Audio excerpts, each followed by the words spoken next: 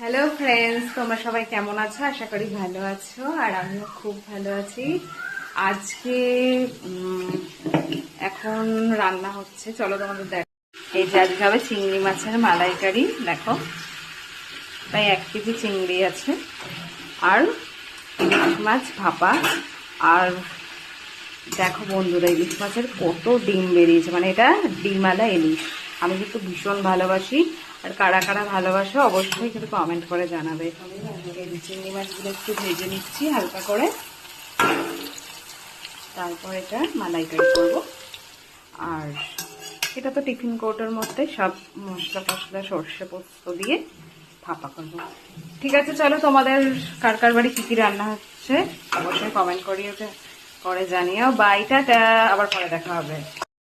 তো এই যে আমার রান্না কমপ্লিট, দেখো চিংড়ি মাছের মালাইকারি, আর এটা হচ্ছে ইলিশ মাছ ভাপা।